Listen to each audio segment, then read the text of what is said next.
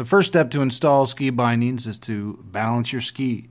So get a pin here, tape it down to a flat surface where you can balance the ski on it.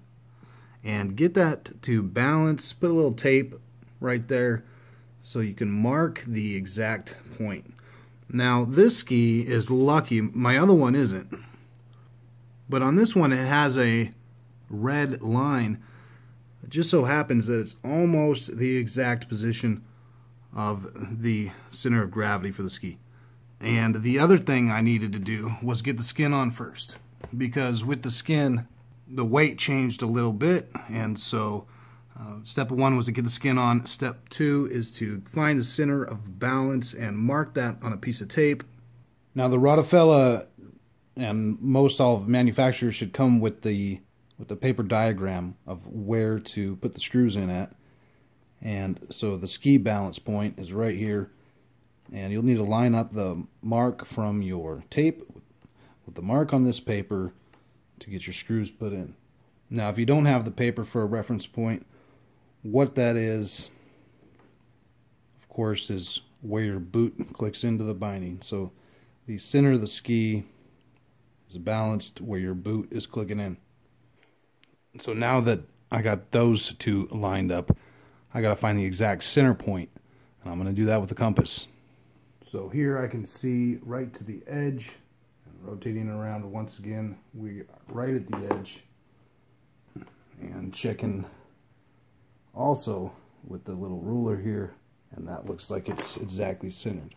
Alright, so time to put some starter holes in with the drill, and I've put some tape on here so that that is the depth that we're going to go. Because we're installing the Quiver killer, of course we're going to have to drill it down to a precise depth here.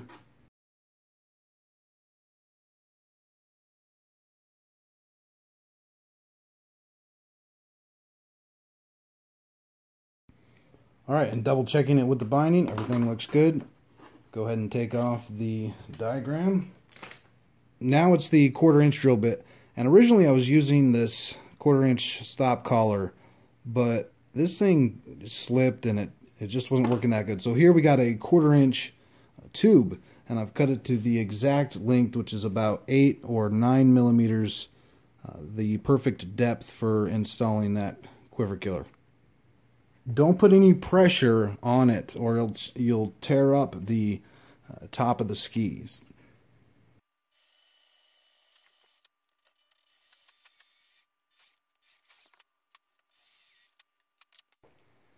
If there's any pieces hanging off here, go ahead and cut them off with the razor blade.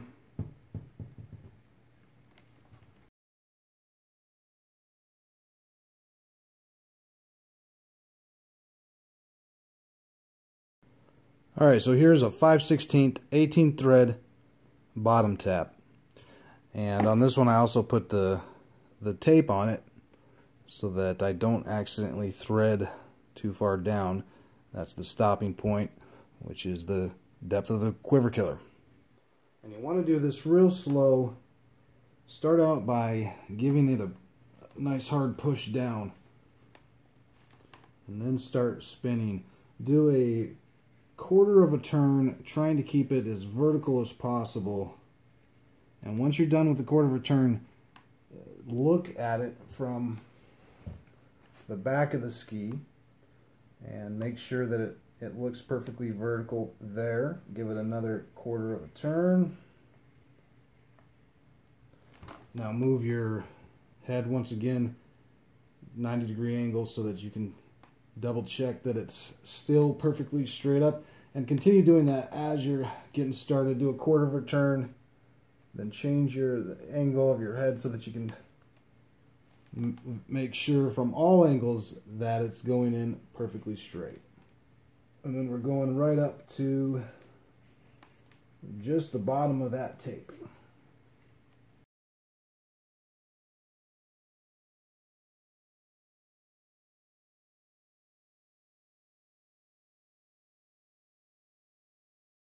Once again, the bottom tap might tear up the edges a little bit, so if it does, go ahead and clean it up with that razor blade. And now we're using the Araldite 2011 epoxy with the 50-50 gun to make sure we get a good ratio. Mix that up good with a toothpick and use that to completely coat the hole. And really be thorough. Make sure the whole surface of that of each hole gets coated with that epoxy.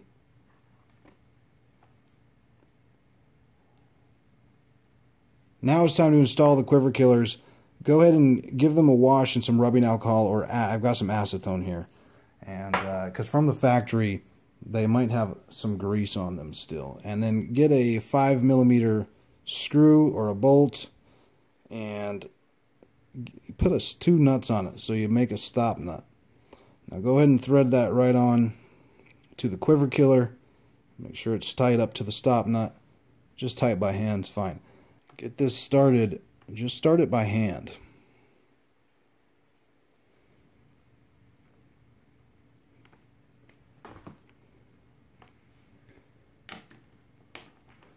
And put the rest in with the screwdriver, and you want to look right at that bottom stop nut.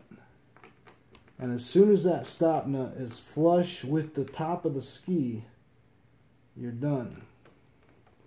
Go ahead and hold that in place. Back out the stop nut. And that'll come right out. Use a paper towel to wipe off any excess epoxy that's on there. And that's what we got. It's flush with the surface of the ski. It's got the slow cure epoxy.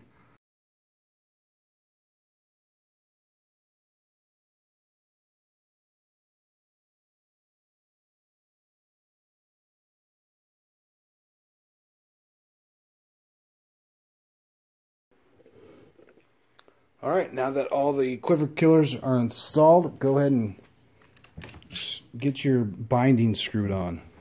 You'll have to check with Quiver Killer to see with your exact binding which screws you need. For the Rotafella NNNBC binding, you need these exact screws, the 5mm by 20 by 10 and by 14. You want to do a Phillips flathead. And what I got here is stainless steel 316A4. That's a marine grade that is resistant to corrosion. Okay, so now I got all the screws in, and it's good to put them in while the epoxy is still wet so that the quiver killer can adjust to the perfect angle for all the screws to go in. And you're going to want to leave the binding on there for at least 24 hours while the epoxy cures. So make sure that you've cleaned the ski of all epoxy. You don't necessarily want to epoxy the binding to the ski on accident. Now after 24 hours and you've removed the binding or taken the screws out, and then you're ready to put them in again, and this time using the thread locker VC3 we got Vibratite, and this one is good, I think up to -60, I think it said. So this one will be good for the Arctic conditions. Now using these quiver killers, it actually makes the connection between the binding and the ski about twice as strong. So that's one benefit. The other benefit is if anything happens to my binding while I'm out manhauling and it breaks, I'm able to replace the binding right there on the go, which wouldn't be possible if I would have used the standard wood screws that came with the binding. So that is how you install quiver killers, and we've got epoxy curing not only on the quiver killers but also on the skins. So once that epoxy cures, these skis are ready to hit the snow and hit the ice and start manhauling. Thanks for watching, guys. I'll see you in the next video.